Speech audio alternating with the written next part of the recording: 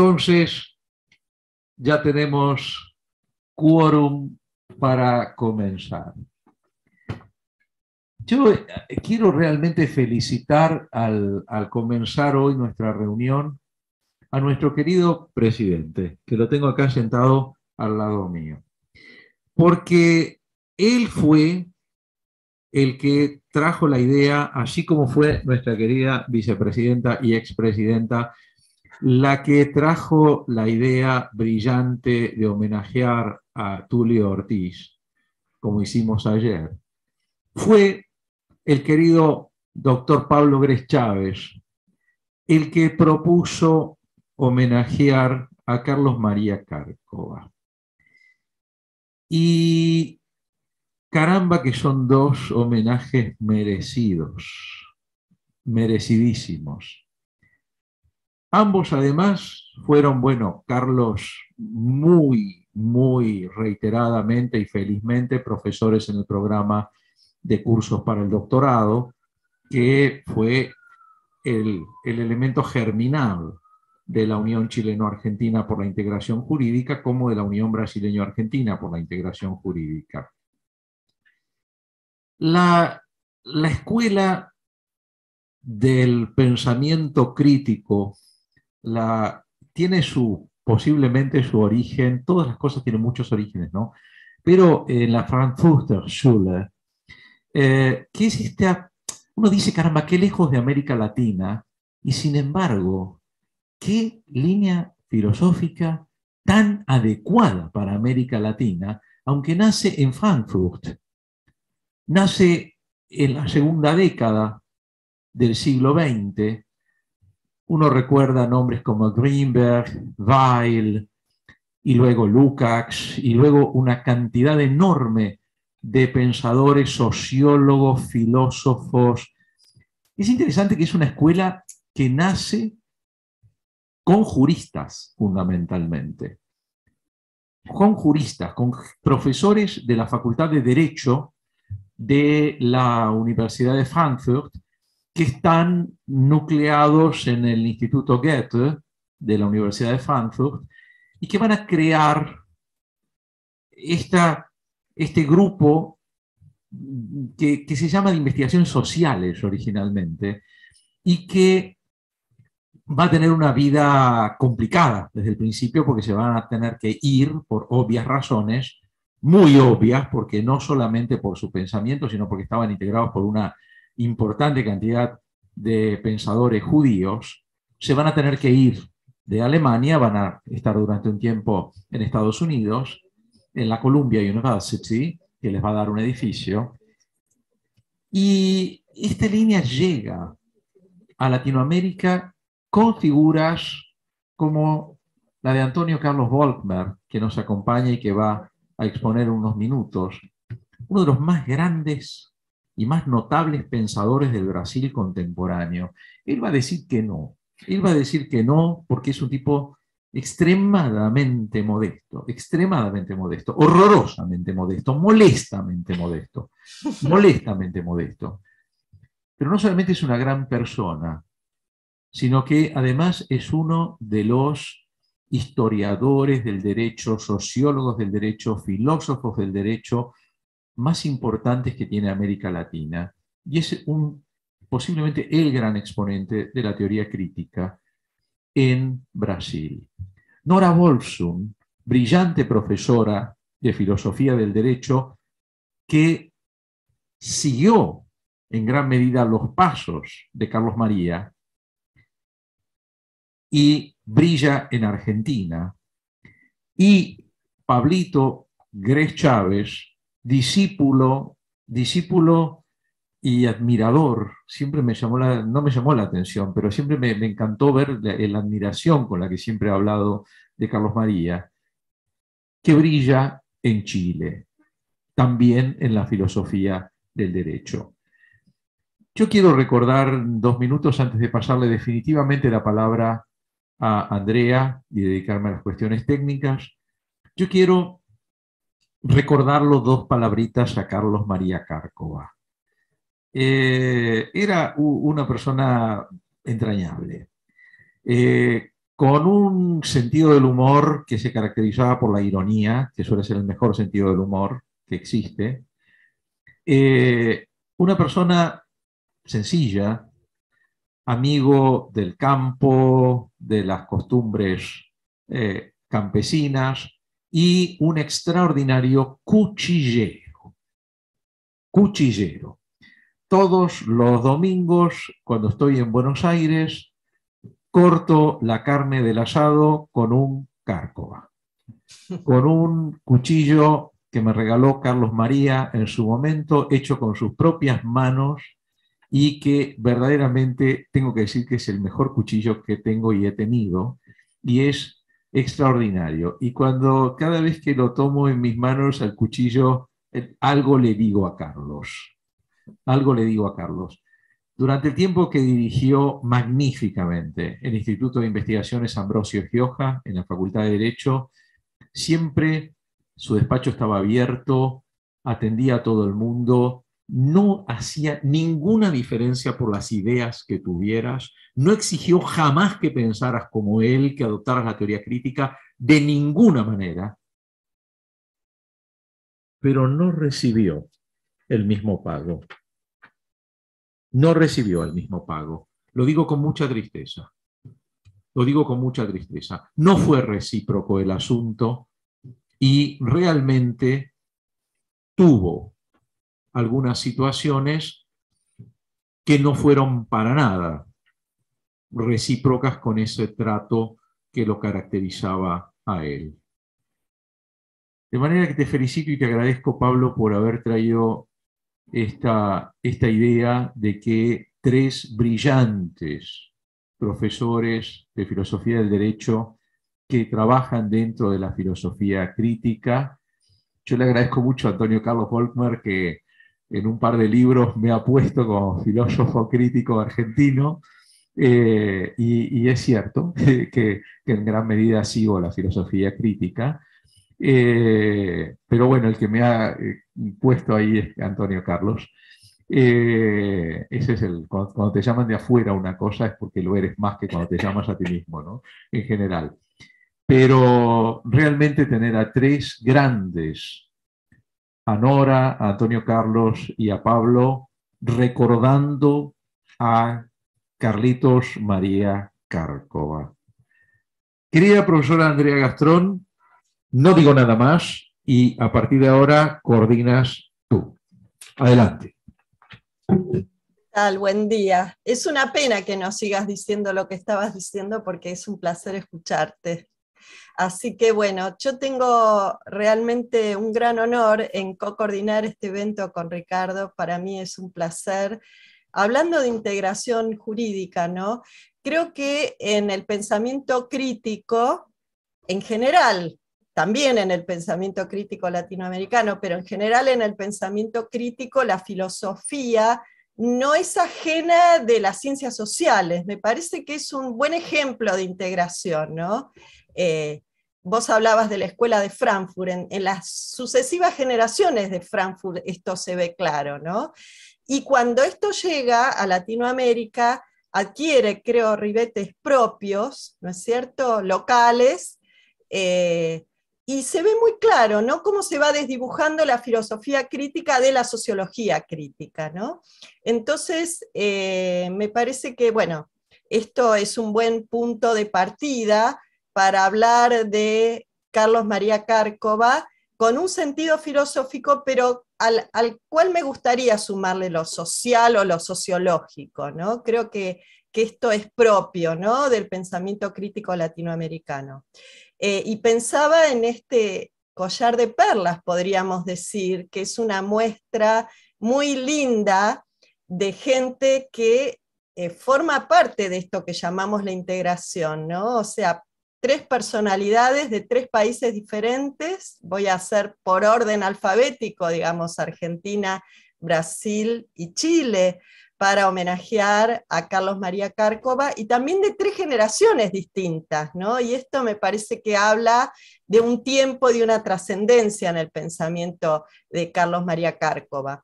Así que bueno, si les parece, yo voy a darles la palabra. Son calculamos por el tiempo de exposición y luego por el intercambio que puede llegar a haber, ¿no? Unos 15 minutos o 20 minutos por cada exposición, si ustedes están de acuerdo con eso.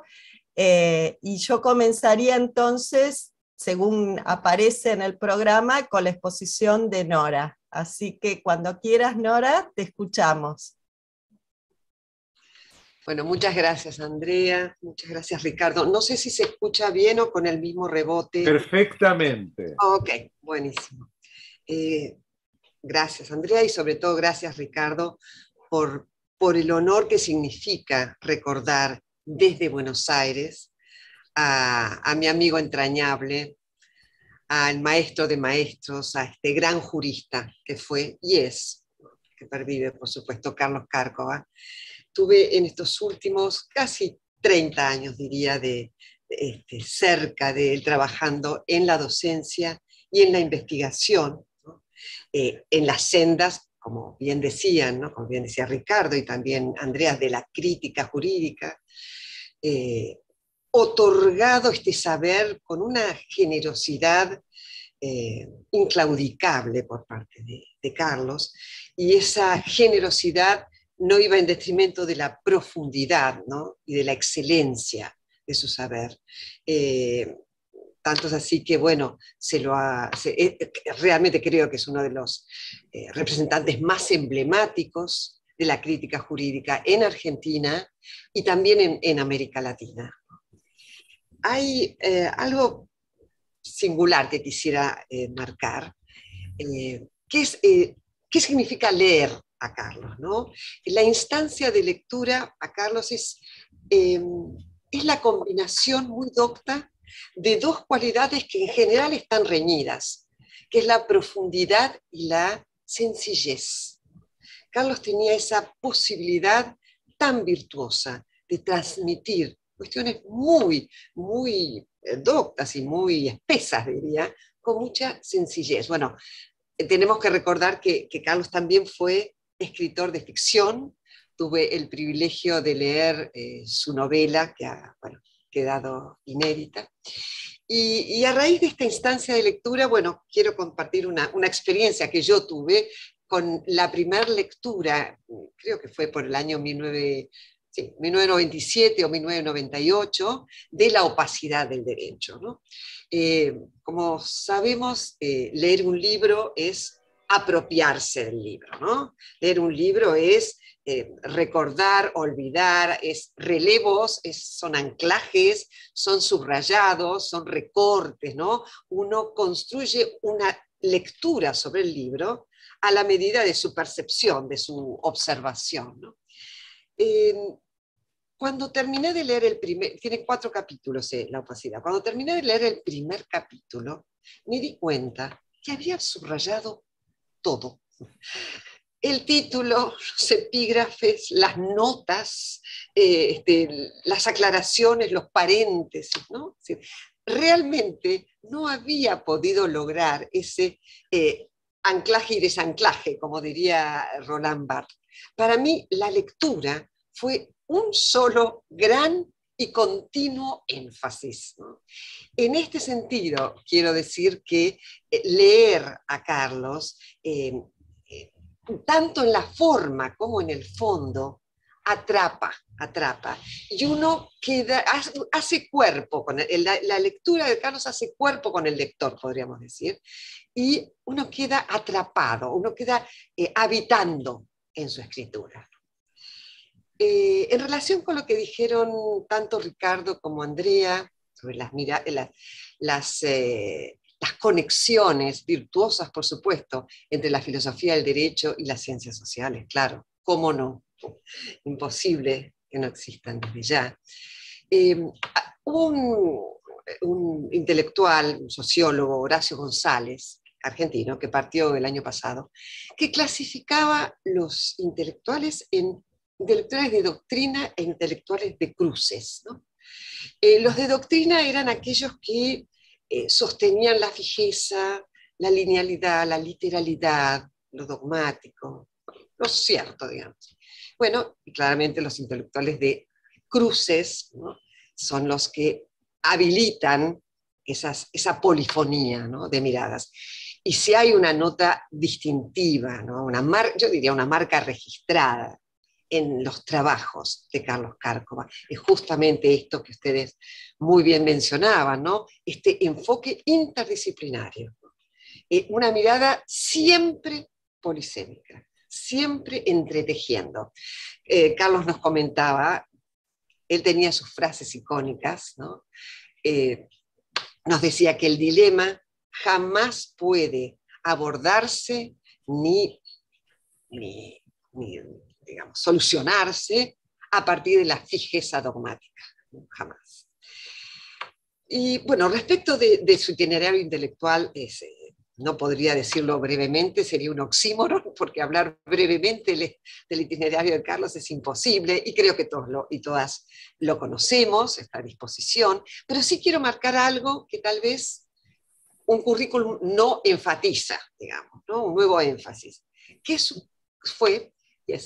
su calidad de maestro, ¿no? Es decir, es decir, somos docentes, hemos tenido docentes muy responsables y muy dedicados y demás, pero ser maestro es del orden de lo singular. Ser maestro es dejar marcas de las cuales no podemos volver atrás, ¿no?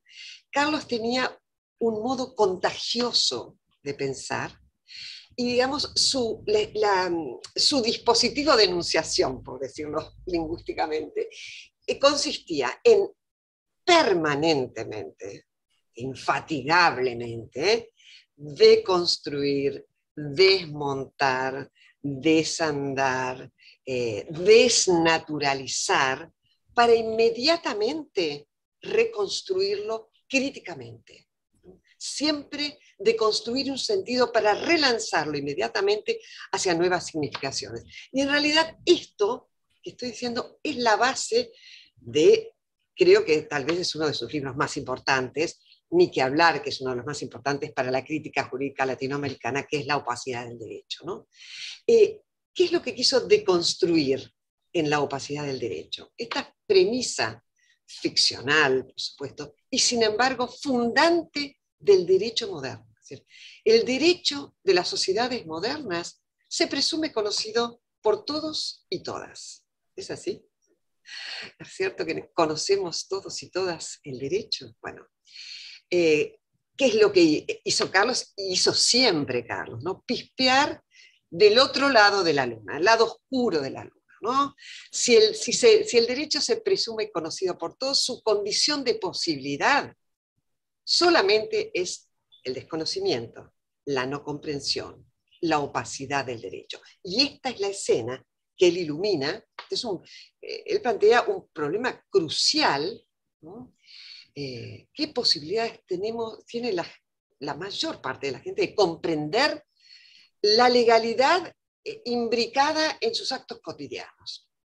Y lo hace desde justamente esta marca registrada, desde un análisis jurídico, por supuesto, no podría no serlo, pero permanentemente enlazándolo con una perspectiva política, desde ya, filosófica, sociológica, económica, científica, ¿no? Es decir, un contexto epocal necesario. Para dar cuenta de estos lugares desde los cuales se produce permanentemente opacidad del derecho, no comprensión del derecho, el más obvio y el más inmediato, que él trató con mucha profundidad, son las situaciones de marginalidad, de ajuste, de pobreza. En el libro lo hace de una manera muy, digamos, preciosista, desde el consenso de Washington, pasando por muchísima bibliografía y también informes y datos y estadísticas internacionales, en fin. Frente a la pregunta de qué posibilidad tienen aquellas personas que desde la globalización, digamos, han sido sus vínculos personales, familiares, laborales, sociales, han sido disueltos, que han sido expulsados por fuera del sistema. ¿Qué posibilidades tiene esta gente de comprender la legalidad implicada en sus actos cotidianos? Bueno, la pregunta es bastante contundente, diría yo. Para ellos y ellas, el derecho es opaco, es ajeno y es indisponible. También pasa lista, digamos, no de manera exhaustiva, por supuesto, pero sí de otras fuentes importantes de opacidad, como son las diferentes formas de la anomia, ¿no? Especialmente le da importancia y subraya las diferentes dimensiones del pluralismo jurídico, ¿no? Tan presente en América Latina. Pluralismo en términos, por ejemplo, de aculturación, ¿no? La tensión entre la cultura autóctona y una sobreimpresión de una cultura foránea. Ese derecho hojaldrado en un mundo de migraciones, ¿no? Que genera creciente desconocimiento. Las formas de creación autogestionaria de normas, es decir, también se refirió a los derechos alternativos, ¿no?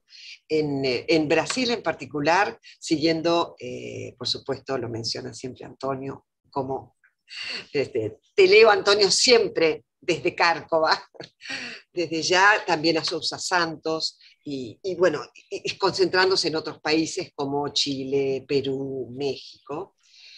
Y bueno, el caso del pluralismo mercatorio, esa ley de las corporaciones internacionales que en cuestiones de comercio, de seguridad y de resolución de controversias está muy por encima, ¿no?, de los derechos estatales. Ahora, hay dos causas de opacidad, diría, una creciente y la otra es estructural, a las cuales Carlos le dio muchísima importancia en este libro y en otros libros. O sea, siempre de alguna manera atravesaba estas dimensiones, una de las cuales está convirtiéndose en estructural y la otra es estructural por definición. Una de ellas es la complejidad, ¿no? La complejidad creciente, esto como que Niklas Luhmann llamaba este exceso de posibilidades en el mundo, ¿no? Y esta complejidad no solamente en las sociedades maduras, sino las sociedades como las nuestras, tienen además la superposición de la complejidad que significa la oposición entre tradicionalismo y posmodernismo, entre analfabetismo y sofisticación intelectual. Y a partir de Niklas Luhmann, ¿no?, que ha sido uno de los grandes sociólogos del derecho del siglo XX, él analiza la creciente complejidad del subsistema jurídico, que, siguiendo esta teoría de sistemas autopoiéticos, el subsistema jurídico trata de reducir la complejidad en el entorno e ingresar complejidad a su sistema. Claro que debe manejar el equilibrio de la complejidad en su sistema, porque este equilibrio es la garantía de justicia. Un buen equilibrio de la complejidad interna es garantía de justicia. Entonces, lo que Carlos marcaba es, bueno, esto no se está dando, el derecho está cada vez más opaco, con importantes movimientos de fragmentación y subdivisión a su interior, y un crecimiento exponencial en el tema de sus prestaciones y también de sus comunicaciones. Y respecto de la dimensión que consideramos, por lo menos los críticos y las críticas del derecho, consideramos estructural, y que es la que más dardos venenosos recibe en los claustros del derecho, es enfocar el derecho como un discurso ideológico, el derecho en su función ideológica, ¿no? A Carlos le gustaba mucho recordar Pierre Menard, autor del Quijote, este increíble cuento de Borges, ¿no? Este Pierre Menard quería escribir a principios del siglo XX el mismo Quijote, palabra por palabra, capítulo por capítulo y frase por frase, que el Quijote de Cervantes de 1605, ¿no?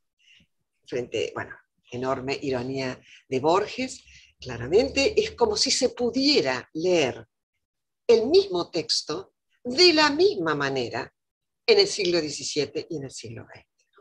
Como sabemos, el texto es producto, como diría Gadamer, ¿no?, de un acuerdo hermenéutico entre el texto y el lector, y ahí se abre ese universo de comprensión, ¿no? Es como si Pierre Menard hubiera querido sortear las marcas contextuales, ¿no? Las políticas económicas, sociales que tanto tenía en cuenta Carlos, para eliminar la imposible de eliminar tarea hermenéutica. Entonces, cuando decimos que el derecho es como discurso social, por supuesto, ¿no? Es un discurso ideológico, tiene una función ideológica. Lo que estamos diciendo es que, por un lado, y en esa doble escena que tienen todos los discursos sociales, en esa doble escena, por un lado visibiliza, normaliza, estandariza, digamos, un cierto sentido de lo jurídico, y al mismo tiempo, y paradojalmente, oculta o soslaya otro sentido de lo jurídico, pero además habilitando desde esta escena oculta la posibilidad de resistencia, la posibilidad de contrahegemonía. De manera que un derecho democrático lo que debe lograr es tender, por supuesto, a la naturalización de un sentido. Nadie vive, el derecho no es un stop and go, es una mirada de estabilización y de cierta certeza. Sin embargo, ¿no? Esa estabilización debe habilitar, digamos, otro lugar para su resistencia, para su contrahegemonía, y esto es lo que garantiza la alternancia democrática, ¿no? Y esto no es del orden de lo falso, no es una distorsión, no es una perturbación, apunta al mecanismo objetivo de funcionamiento del discurso social en general y del discurso jurídico en particular. Y Carlos le daba enorme importancia a todo esto porque claramente, digamos, grandes discusiones en torno de este tema cuando los paradigmas tradicionales visualizan al derecho como una ciencia. Eso tiene muy fuertes implicancias epistémicas, ¿no? Para lo cual es importante, digamos, tener en cuenta la historización de un término como ideología que surge a la modernidad en la Revolución Francesa, cómo los primeros ideólogos fueron tildados de farsantes por Napoleón. Y esa carga negativa, esa carga napoleónica, lamentablemente tiñó elaboraciones posteriores. Fue muy difícil eliminar esa carga negativa. De hecho, Marx, digamos, en la ideología alemana también lo toma la carga napoleónica, ¿no? Con esa carga de mero reflejo de las condiciones materiales. Nuevamente pasemos por la sociología del conocimiento. Karl Mannheim pudo neutralizar, ¿no?, la dimensión ideológica como algo constitutivo de la construcción social del conocimiento. En los grandes debates de Kelsen-Cosio, ¿no?, que fueron muy importantes en torno a este tema, realmente, bueno, eran miradas diferentes en este punto, ¿no? Carlos Cosio incluía la historia del derecho y la gran historia general. Y eso, bueno, llevaba a puntos muy opuestos en sus desarrollos, pero también las nuevas resignificaciones del término ideología en la palabra de Gramsci, en la palabra de Althusser, en la palabra de John Thompson, en fin. Esto es una batalla que Carlos sostenía con muchísima sabiduría, con mucha profundidad, y que por supuesto seguimos y seguiremos sosteniendo. Pero esta semblanza no podría terminar acá, como diría Ricardo, sin marcar, digamos, la enorme pasión que tenía Carlos por la vida. Tenía un profundo amor por la vida, ¿no? Esta es la condición de posibilidad de la otra parte, ¿no?, que se retroalimentaban permanentemente, ¿eh? De la mano de su compañera de vida, Alicia Ruiz, amiga también, muy amiga. Jamás se privaba de una reunión de amigos, jamás se privaba de un buen asado. De hecho, Ricardo es depositario fiel de uno de sus cuchillos, era un eximio cuchillero, estaba tan orgulloso y dedicaba, ponía la misma pasión, digamos, para hacer un cuchillo como para defender la crítica jurídica, con la misma garra, ¿no? Y jamás se privaba de un buen vino, ya, y jamás se privaba de citar a Karl Marx como el mayor de los hermanos Marx. Bueno, Carlos no era un complaciente, era un contestatario, era un peleón, diríamos en Argentina, era un peleón, con un muy fuerte compromiso por lo social, siempre, inclaudicable compromiso por lo social. Entonces, seguiremos, pero sin duda, habitando en sus palabras, en sus escritos, habitando en su enseñanza y honrando su pasión por la vida y por las ideas. Gracias, muchas gracias. Qué maravilla escucharte, Nora, un placer enorme. Y además el manejo del tiempo exacto, o sea, 20 minutos exactos. Mira, increíble. Se llama respeto. Muchas gracias, Nora, la verdad, gracias por tus enseñanzas y por el manejo del tiempo y tu generosidad. Realmente estoy feliz anotando y anotando. Bueno, y ahora sí le doy la palabra al querido Antonio Carlos Volkberg. Un abrazo enorme, Antonio, para vos y te escuchamos. Adelante. Buenos días a todas y a todos. Es un gusto muy grande de estar participando de este cuarto encuentro de la Unión Chilena-Argentina por la Integración Jurídica. Agradezco mucho la invitación hecha por mi querido amigo Ricardo. Agradezco sus palabras iniciales y también los saludos a nuestra querida profesora Andrea Castrón, que está coordinando los trabajos con el profesor Ricardo. Mis saludos también para los demás colegas. Ahora por Nora, estaba encantado en escucharla, ¿no? Emocionante, lindo esto, ¿no? Toda su charla. Y también saludos al Pablo Gres, que va después también a hacer algunas palabras, ¿no? Bueno, para tenernos en tiempo, algo como 15 minutos, mi homenaje más sincera y profunda a nuestro querido amigo Carlos María Cárcova.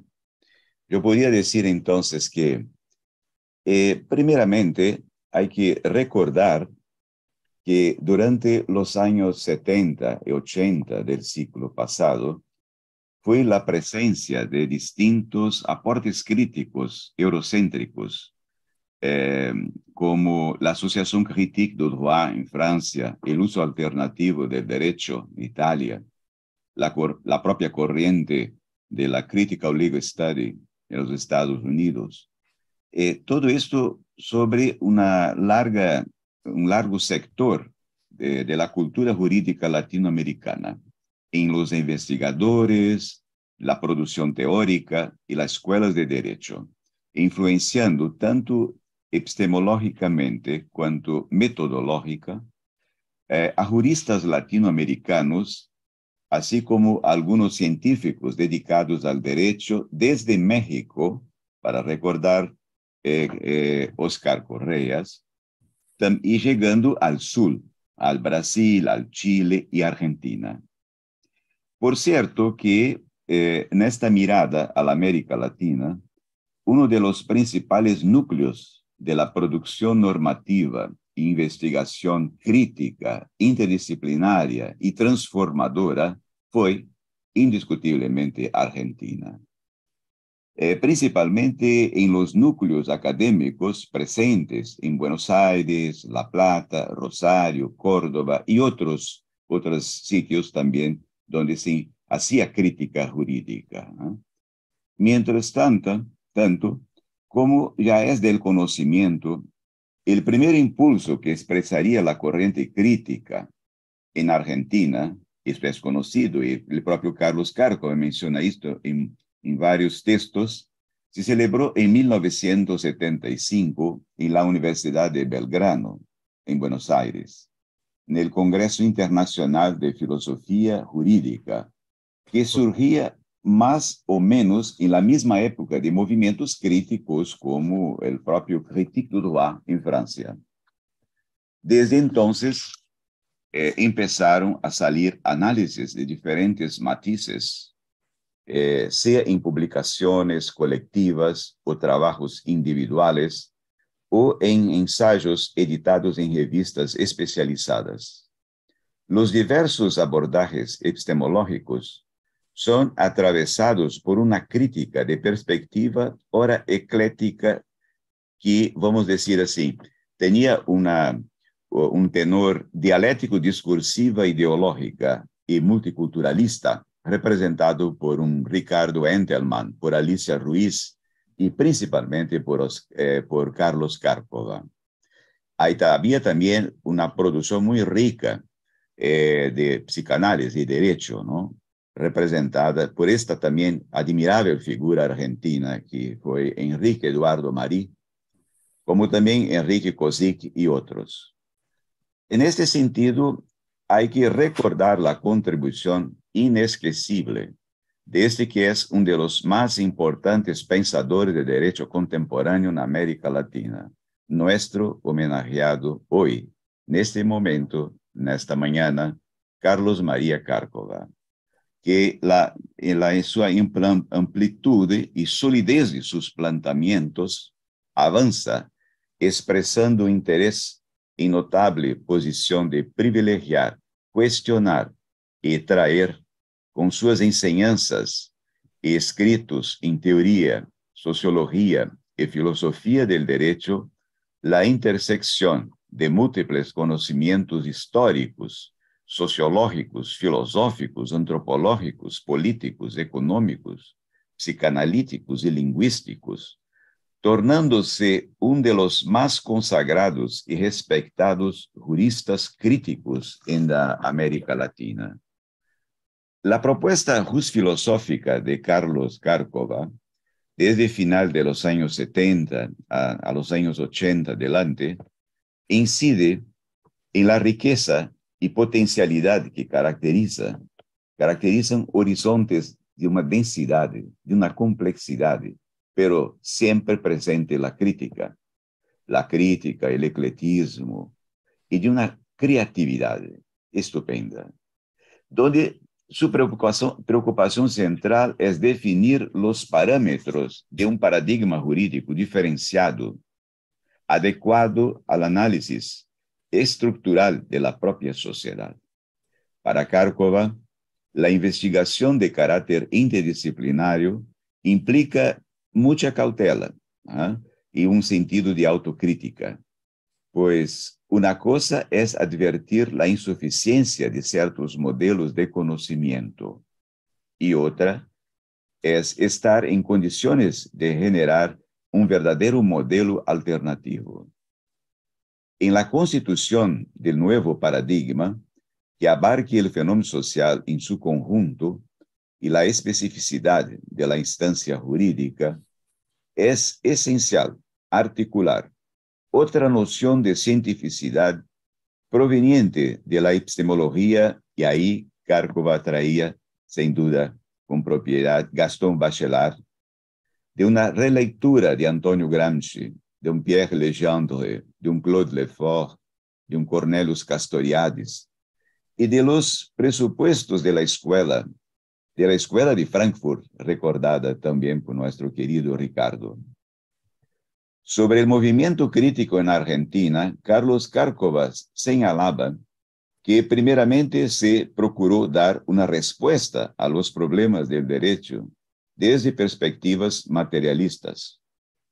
Con el pasar del tiempo, se abandonó las posturas iniciales y se comenzó a pensar en la necesidad de comprender el derecho como un momento de la totalidad social, que solamente se podría explicar a partir de un discurso transdisciplinario, de intersección de distintos saberes. Así, Karpova llamaba la atención de que cada uno de los teóricos críticos en Argentina había enfatizado ellos diferentes parámetros, algunos en cuestiones de derecho y psicanálisis, otros en aspectos relativos a la teoría del discurso, otros, en fin, conservando los intereses iniciales vinculados a la teoría del Estado y de la sociología. En el transcurso de los años 90, el interés de Carlos Cárcova avanzó en temas de carácter multi y transdisciplinar, como, aquí recordado por nuestra querida Nora, el pluralismo jurídico, el derecho alternativo, derechos humanos, o marxismo y derecho, teoría crítica, regulación y globalización, multiculturalismo y posmodernidad. Ya en 1991, a partir de un workshop realizado en el Instituto Internacional de Sociología Jurídica en Oñati, Países Vascos, España, con la invitación y el apoyo de André Jarnot, ha presentado una importante ponencia denominada Teorías Jurídicas Alternativas, que después fue incluida en la obra organizada por Oscar Correas, llamada Sociología Jurídica en América Latina, y tuvo un gran impacto. Creo que era uno de los primeros trabajos, si no el primero, en el género, ¿no? De un grupo de intelectuales, juristas, críticos, que ahí estaban presentes con sus comentarios, interpretaciones, ¿no? Y donde se desarrolla una oportuna y relevante colección de reflexiones de juristas, esencialmente críticos latinoamericanos, compromisados. En septiembre del mismo año, estuve en el sur de Brasil, en la ciudad de Florianópolis, donde fue muchas veces, y ahí participando del primer encuentro internacional del derecho alternativo, ¿ah? Con una preciosa comunicación. Creo que fue en este evento alternativo, puedo estar equivocado, mas pienso que fue ahí, es que se dio nuestro primer contacto. Y me impresionó mucho, mucho. Su conocimiento, su personalidad, su perfil, siempre mucho receptivo, afable, tranquilo y elegante, ¿cierto? Así empezó algunos de nuestros encuentros en los diversos congresos internacionales de derecho alternativo en Brasil.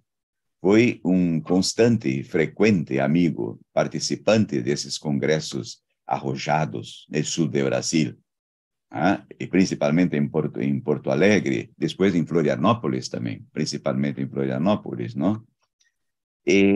Y siempre con Alicia Ruiz, ¿no? Qué pareja, ¿no? Extraordinaria, ¿no? Y también algunos encuentros en el Instituto Internacional de Sociología Jurídica de Oñati, en un u otro encuentro en el Congreso de la Sociedad Argentina de Sociología Jurídica, SASJUS. Y una ocasión me invitó, y esto me encantó mucho, para hablar en el Congreso, en uno de los congresos, no me recuerdo ahora si fue en Santa Fe o en el Litoral, donde pude participar por invitación, por indicación de Carlos Cárcova, ¿no?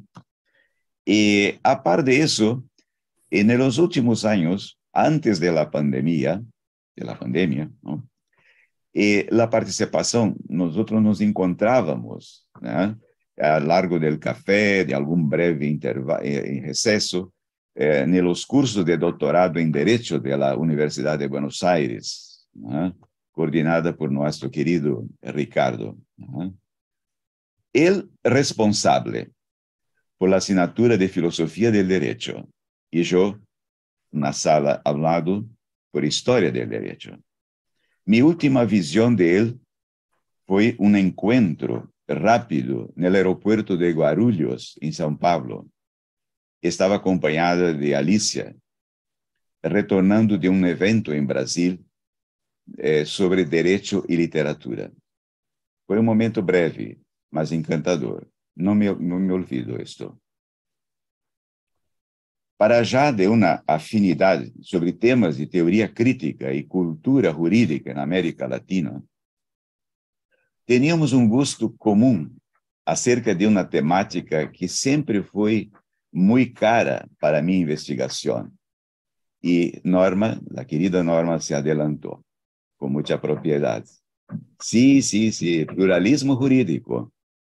Sobre eso se puede constatar que él, mientras tanto, a reconocer la importancia a las diferentes manifestaciones contemporáneas del pluralismo legal, pero no ocultó brillantemente argumentos a partir de los cuales demostró ciertas contradicciones del propio pluralismo jurídico con mucha originalidad.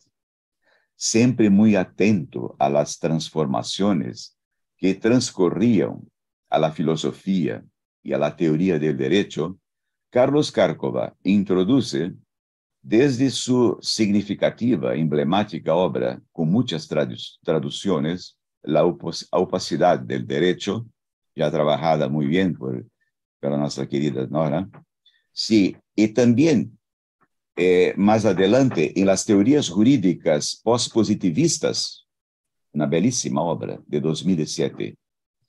Ahí estaban interesantes cuestionamientos sobre las nuevas prácticas de pluralismo relacionadas a procesos de aculturación, migraciones y multietnias. La discusión del pluralismo jurídico abría un horizonte para el derecho alternativo, donde Carlos Cárcova proyectaba la alternatividad como compleja operación a partir de la cual se desarrollaban los valores emancipatorios contenidos en las promesas no cumplidas de la modernidad, reivindicando el derecho como paradoja y no como una pura negatividad. Para él, Cárcova, el derecho, y aquí evocando sus propias palabras, al mismo tiempo se podía comprender el derecho como opresión, pero también como emancipación. Por cierto, el pluralismo normativo es una realidad más amplia que no se reduce al fenómeno del derecho alternativo. Esto reconocía Cárcova. Frente a tal perspectiva, se podía subrayar en el amplio aspecto de la pluralidad de ordenamientos jurídicos, de que el pluralismo en una nueva dimensión, un nuevo pluralismo jurídico, que debería resultar de los fenómenos migratorios que caracterizan la sociedad del fin del milenio y que deberían expresar las situaciones decisivas que deberían enfrentar las actuales sociedades multiétnicas y multiculturales. A necesidad de reconocer la función esencial del pluralismo jurídico, cuando emerge de las prácticas autogestoras, eso en sus palabras, ¿no?, de los sectores populares, ese compromiso con la dimensión social, con nuestra realidad latinoamericana, ¿no?, y que en grande parte la ausencia del poder del Estado, en sentido de la protección de los derechos y de las garantías fundamentales. Es indiscutible lo que representa Carlos María Cárcova, no solamente como uno de los más brillantes, originales y fecundos teóricos de la teoría y filosofía del derecho, sino también como uno de los principales representantes del pensamiento crítico en la América Latina, con una prolífera y estimulante trayectoria. Y aquí nuestra homenaje profunda, sensible, de corazón. Deja así Carlos Cárcova para el mundo jurídico y para todos que comporten un pensamiento crítico, engajado y pluralista, no solamente una perspectiva original y científica desde América Latina, sino que principalmente nos deja de legado un horizonte inspirador para el derecho, edificado sobre las semillas de la ruptura, transformación, compromiso social y emancipación. Gracias por todo. Gracias, querido amigo y maestro Carlos Cárcova. Hasta siempre. Muchas gracias. Qué maravilla, Antonio, escucharte realmente. Muchísimas gracias. Un placer enorme, realmente como siempre. Un gran maestro, generoso y brillante. Bueno, muy bien. Después de todo esto, ¿no? Uno se siente como conmovida por un lado y por otro lado, uff, cuántas ideas. Muchísimas gracias. Bueno, y ahora le paso la palabra al querido Pablo Gres, que está allí en Chile, directamente desde Santiago. Pablo, tenés tus 20 minutos de fama, así que adelante, te escuchamos. Muchas gracias, profesora Gastrón. Am, Voy a presentar una ponencia titulada sobre las dimensiones de lo jurídico. Voy a ofrecer algunas cuestiones preliminares, como para que se entienda lo que voy a decir, y después voy a entrar en el argumento propiamente tal. Lo que voy a presentar es un argumento general, con mucho menos detalle, de una idea que he venido madurando, yo creo que hace mucho tiempo, y sobre la que Carlos Cárcova influyó de manera muy directa. Alguna vez un profesor de esta escuela, de la Facultad de Derecho de la Universidad de Chile, me sugirió que al momento de buscar un programa de doctorado, no buscara una universidad, sino que buscara un profesor. Ahora, si ese profesor estaba en una buena universidad, cuánto mejor. Eh, Así me aboqué a la búsqueda de un profesor que pudiera guiar mi investigación y llegué a la obra de Cárcova, que conocía de forma muy incipiente, pero a raíz de Juan Ramón Capella y otros, bueno, de Antonio Carlos Wolmer, llegué a la obra de Cárcova. Como anécdota, mi primer día en Buenos Aires, entré a mi primera clase, que de hecho fue con la profesora Gastrón. Inmediatamente le pedí una reunión, una entrevista a Ricardo, y me pregunta Ricardo, ¿y para qué quieres la entrevista? Y yo le digo, ¿cómo puedo contactar a Carlos Cárcova? Él me dice, bueno, él es mi amigo y me hizo el contacto. Y desde ese primer día, cada vez que iba a Buenos Aires, me reunía con Carlos Cárcova por horas, a conversar de Marx, a conversar de Lukács, a conversar de su obra, pero también a conversar de Kelsen, de Alf Ross y de Joseph Raz.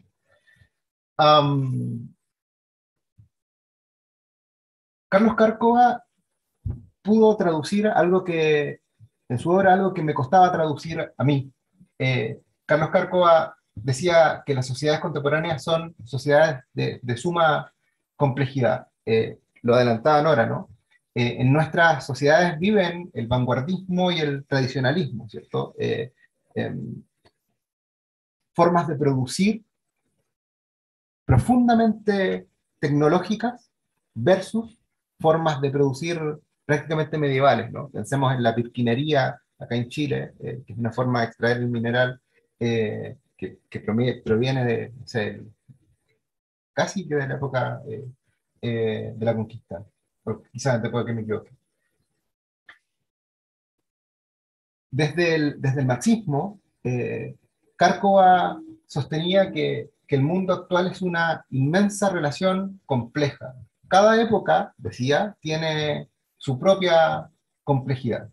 Ponía mucho énfasis en que la complejidad de nuestra época está dada por el Internet, por el consumo inmediato, por la digitalización, por el capital financiero.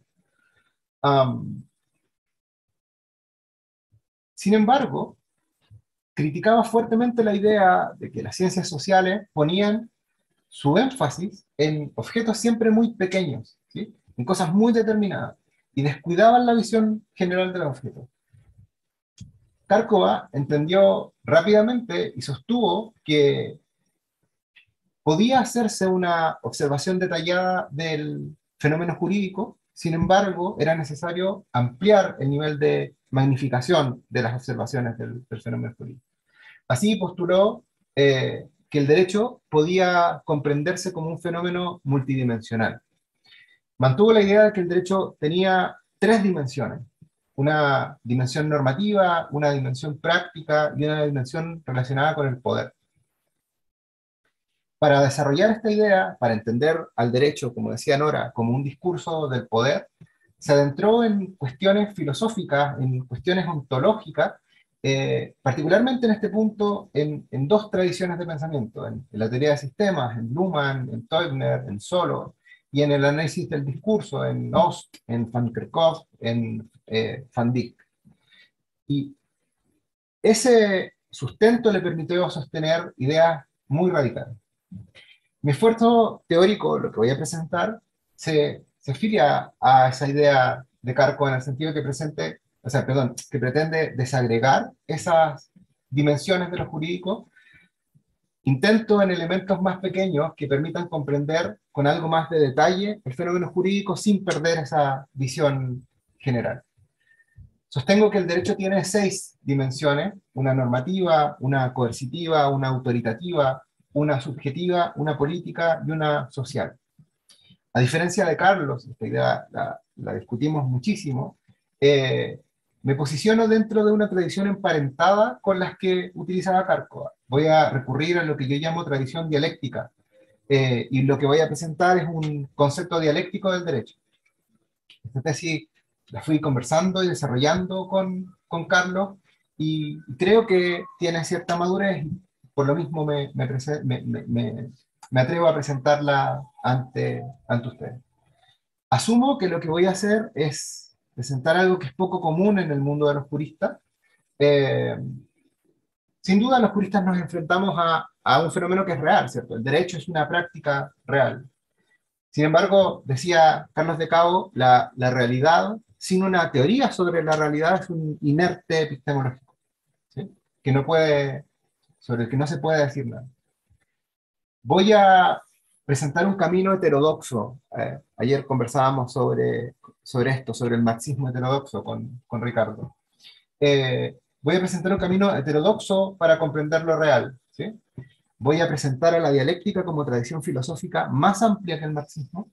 Voy a tratar de explicar cómo la dialéctica construye sus objetos. Voy a tratar de relacionar a la dialéctica con la teoría crítica del derecho. Y finalmente voy a presentar esta idea del derecho como un fenómeno multidimensional. La dialéctica ha sido constantemente caricaturizada o simplificada al absurdo. George Sorel llegó a sostener que la dialéctica no era otra cosa más que la reconciliación de opuestos a través de hocus pocus, ¿sí? A través de la magia, ¿sí? Carlos Moya, un gran filósofo analítico español, sostenía que la dialéctica no constituye un método científico, sino una pura dramatización metafísica.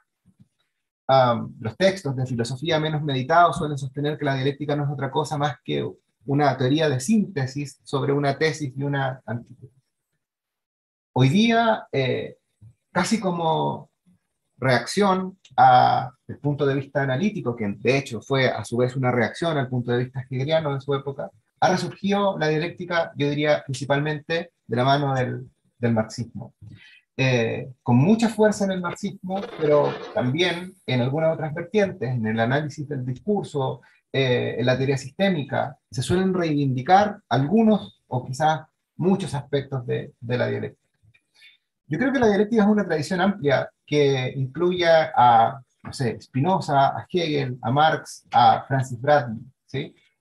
También a Richard Lewontin en biología o a David Bohm en física teórica. En el derecho no abundan pensadores dialécticos, ¿sí? Sin embargo, los hay. Hablemos de Juan Ramón Capella, hablemos de Carlos de Cabo, hablemos de Paulo Coelho, ¿sí? En la filosofía contemporánea existen intentos de defender la dialéctica, hablo particularmente de David Harvey, de Bertil Ollman, de Tony Smith. Contra lo que la filosofía analítica a través de George Moore ha llamado pensamiento del sentido común, que entiende que el mundo está constituido, que la realidad es un conjunto de cosas separadas, autosubsistentes, bien determinadas y autónomas, la tradición dialéctica va a insistir en que la realidad es una unidad y que las cosas dentro de ella son lo que son debido al lugar, debido a la función que ocupan en el todo.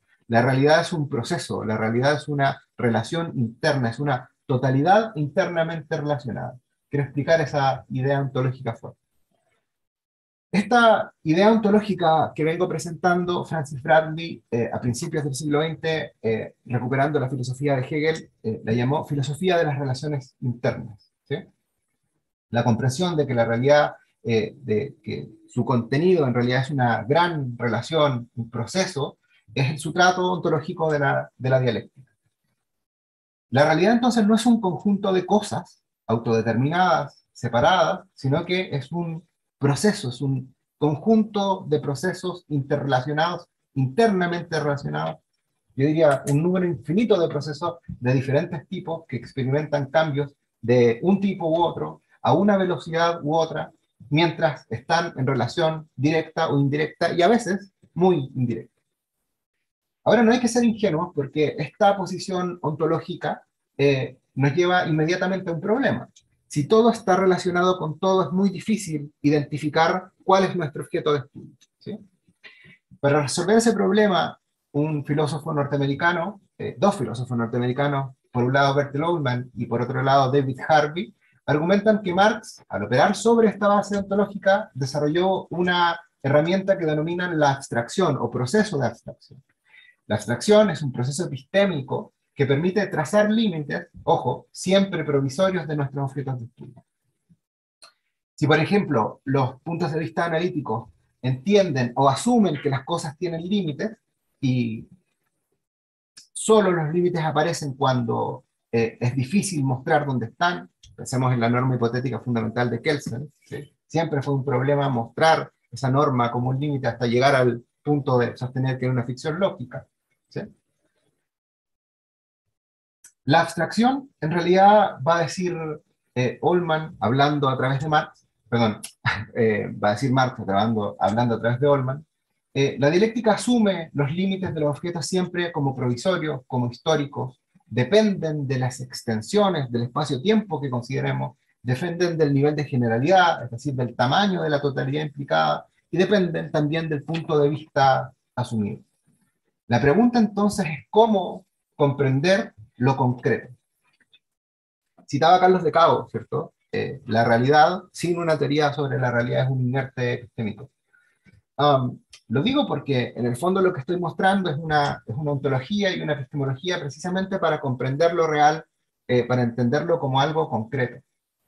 En esta comprensión hay un camino que va desde lo concreto real, digamos, la realidad bruta, ¿sí?, hacia el proceso epistémico llamado abstracción, ¿sí?, que permite delimitar, que permite separar, que permite ordenar, que permite obviamente relacionar unas cosas con otras o unos procesos con otros, hasta llegar al pensamiento concreto, una forma de pensar, dirá Karel Kosik, que evita la petrificación de la realidad.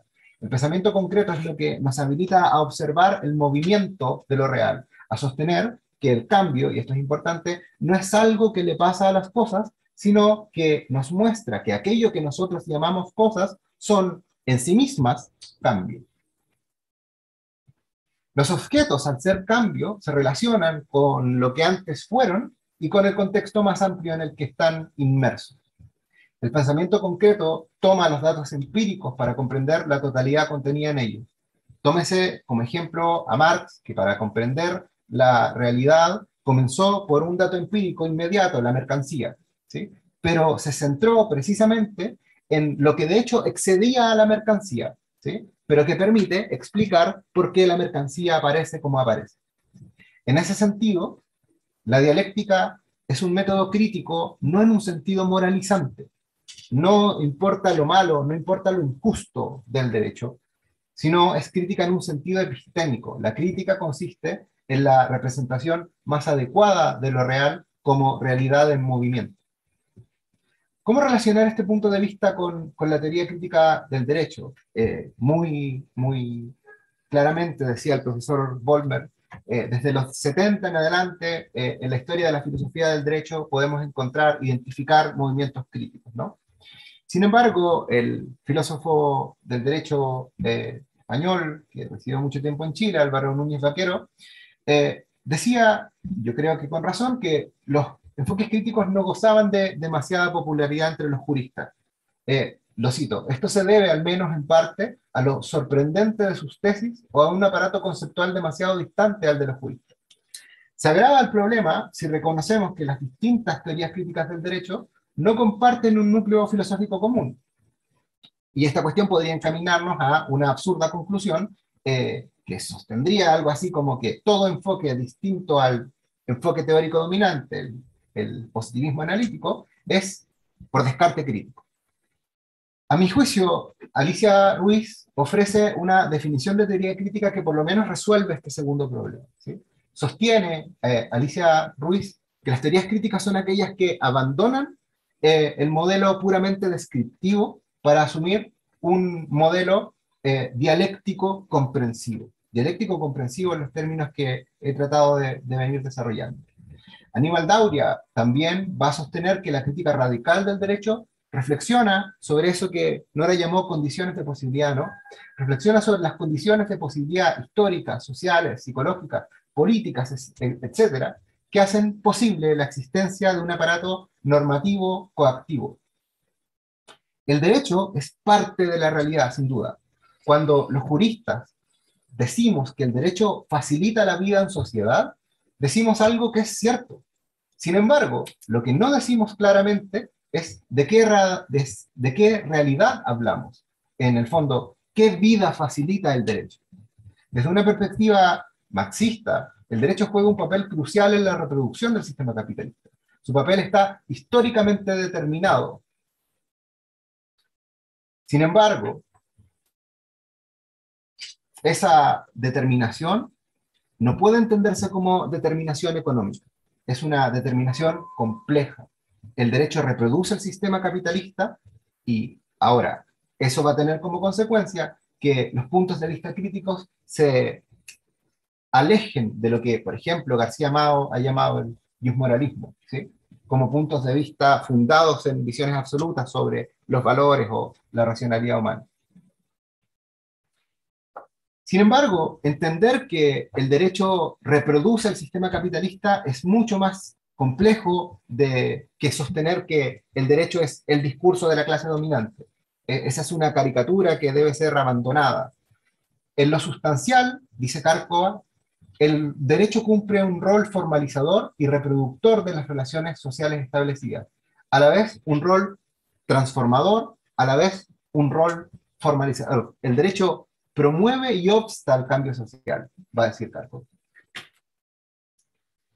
Al derecho le interesa la reproducción de la vida en sociedad, entendida como la reproducción de una formación social determinada. Al derecho le interesa la reproducción del capital como proceso general que involucra dinero, mercancías y más dinero. Ahora, este punto de vista, creo, nos puede llevar a entender que el derecho es un fenómeno multidimensional. El conflicto sobre el excedente social va a entrar al al fenómeno jurídico. En cierto modo, creo que para observar el derecho los juristas tenemos que entender que hay distintos niveles de generalidad y distintas dimensiones que podemos observar. La dimensión normativa nos muestra enunciados normativos, ¿sí? Prescripciones, normas constitutivas, ¿sí?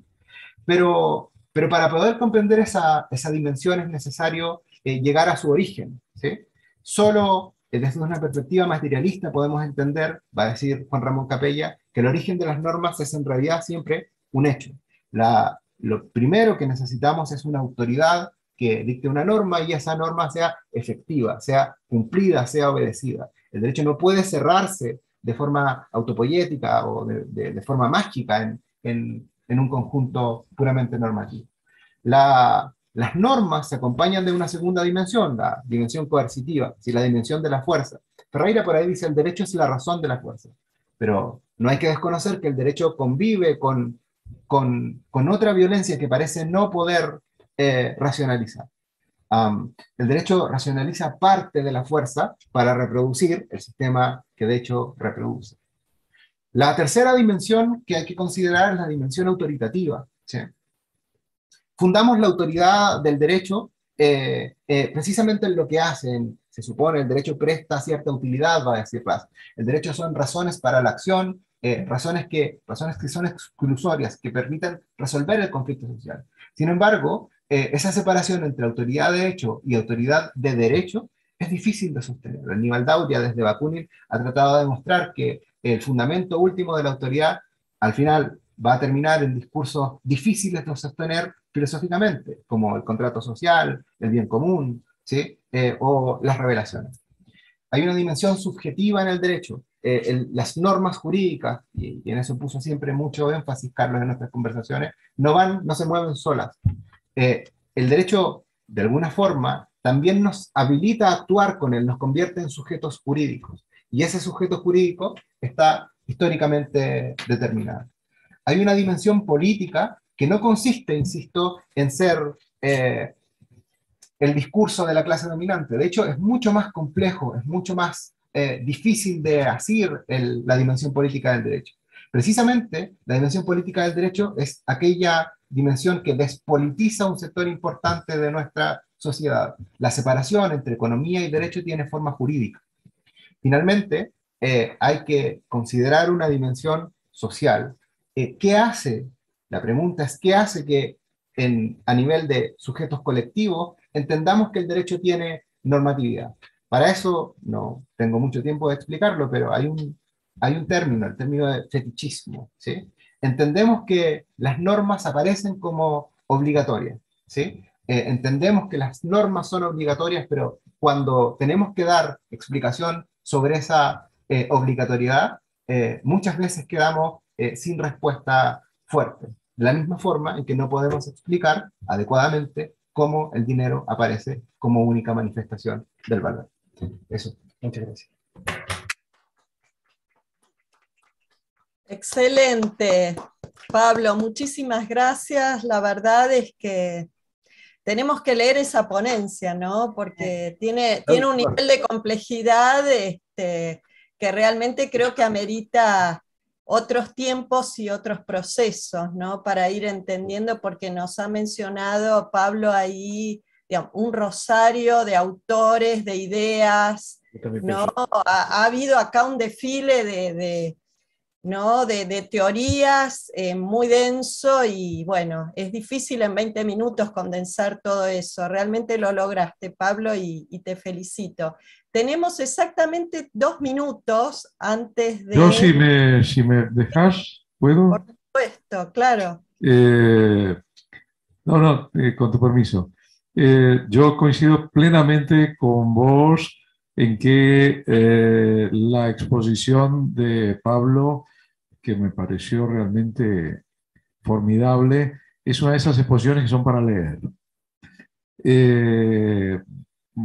Yo pensé que vos, que sos la feliz propietaria de un cerebro femenino, habías entendido mucho más, porque en general el mal formado cerebro de los integrantes del género masculino no capta tanto durante el discurso, sino que más bien precisa sentarse a leer, ¿no? Pero me encantó, la verdad, este planteo que has hecho y me da muchas ganas de sentarme contigo. No puedo, ni lo haría jamás, ni me animaría, ni tendría sentido sustituir tus conversaciones con Carlos María, pero me gustaría mucho sentarme a debatir algunas cosas que realmente me parecieron muy, muy agudas. Yo quería, aparte, porque siempre me gusta tomar agua para el molino propio, quería destacar la referencia que has hecho, porque me ha parecido muy oportuna, a un querido amigo y profesor del máster en Cultura Jurídica de la Universidad de Girona, que es Álvaro Núñez. Así que recién estaba viendo si podía comunicarme con Álvaro, pero no está en línea, para decirle, Álvaro, aquí en la Universidad de Chile, que te es muy querida, por cierto, te acaban de mencionar. Estuve integrando con él un tribunal de tesis hace poquito y me alegro mucho que lo mencionaras. También quiero decir que Antonio Carlos, en su maravillosa exposición, creo que me va a asombrar, Antonio Carlos, cuántos años hace que te conozco y que te escucho y te leo y demás, cómo me voy a asombrar. me llegó muchísimo aquello de tus encuentros, o sea, que el programa de cursos para el doctorado de la Facultad de Derecho de la Universidad de Buenos Aires haya sido instrumental a que pudieras reencontrarte con Carlos María y aumentar tu vínculo con él. Esto es algo que me encanta porque me parece que una de las grandes funciones que tienen que tener las actividades académicas es reunir a cerebros que piensan, que actúan de una manera crítica, que construyen un mundo mejor. Y quería, con tu licencia, Andrea, destacar, me encantó la exposición de Nora Bolsum, me encantó, me encantó, me encanta la manera como expone, me encanta su forma, o sea, evidentemente es una persona de conocimientos muy, muy profundos, muy sólidos, pero tiene una manera muy, bueno, te lo voy a decir, muy femenina, en todo el sentido de la palabra, o sea, esa actitud cósmica, ¿no? Como los pétalos de una rosa compleja que tiene el ser femenino y que en la hora de las ciencias hace que se pueda tener ese abordaje tan completo y al mismo tiempo simple de entender.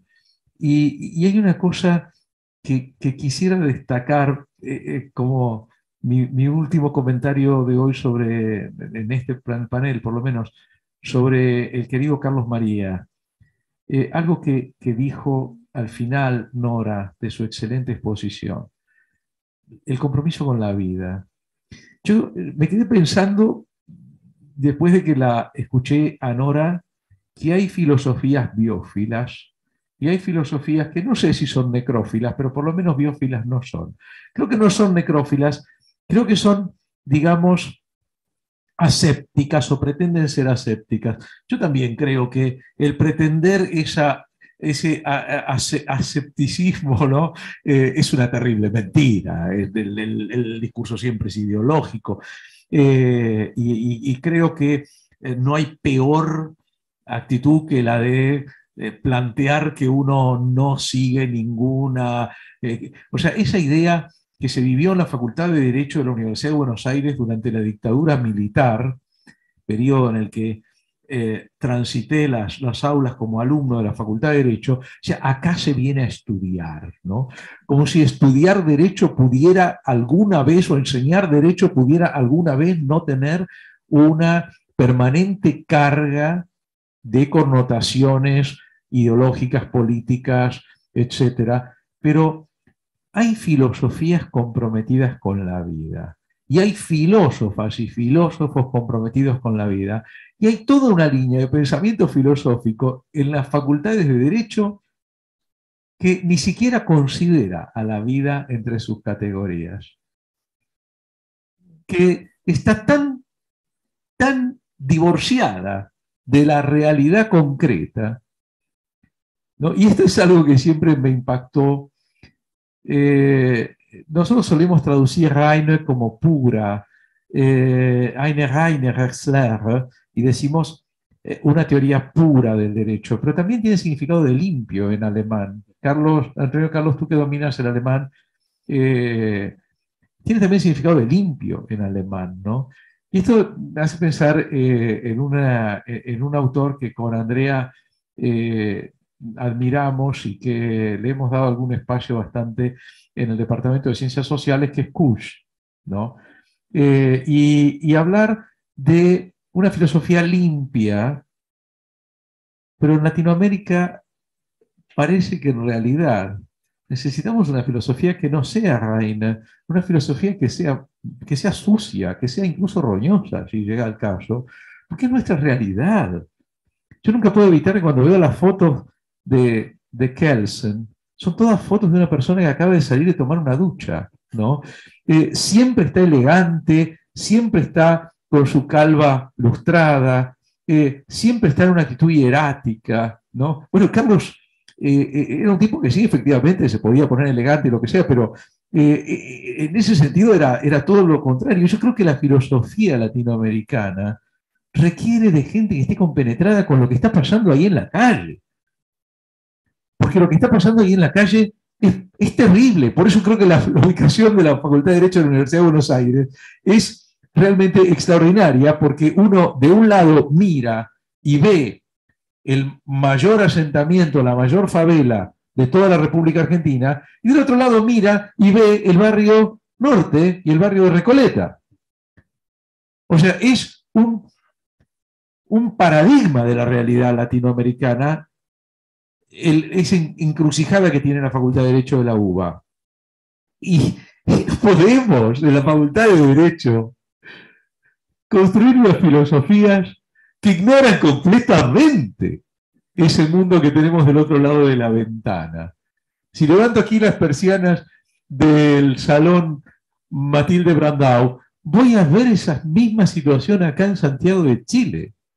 Y voy a ver la misma situación en las facultades de Derecho de gran parte de Brasil, por ejemplo, en Salvador, que se vislumbra a lo lejos también una favela y demás. Entonces, un querido profesor de la Universidad de Buenos Aires decía, odio los campus, ¿no? Porque los campus de alguna manera nos rodean de verde, de edificios lindos y demás, y nos sacan la realidad.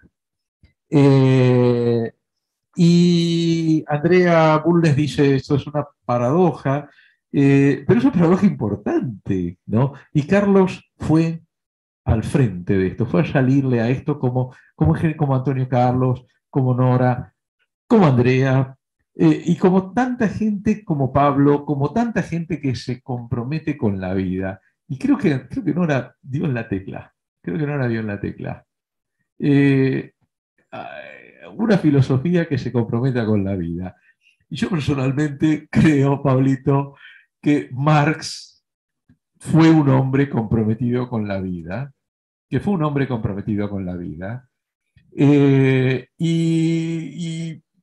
y me parece que el marxismo heterodoxo, el marxismo crítico, que influye tanto en muchas y muchos de nosotros, es muy diferente de ese otro marxismo que se separó completamente del compromiso con la vida y que incluso en algunos momentos fue necrófilo o es necrófilo. O sea, se comprometió más con un mundo vinculado con la muerte que con la vida. Carlos, en esto, yo sé que estaba de acuerdo porque lo hablamos varias veces, ¿no?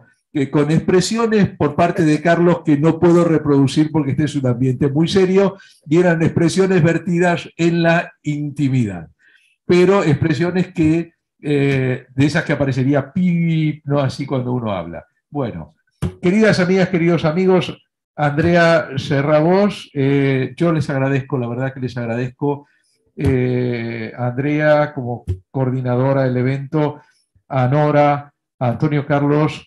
Tenemos que vernos más seguido. Nora, tengo cosas que hablar con vos en Buenos Aires cuando vuelva.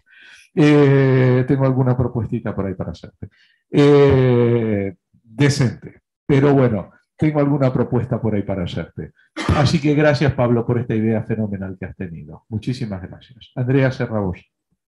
Bueno, la verdad que inmejorable el comienzo de hoy. Yo no voy a agregar más nada, agradecer la asistencia, la presencia de todos y todas aquí.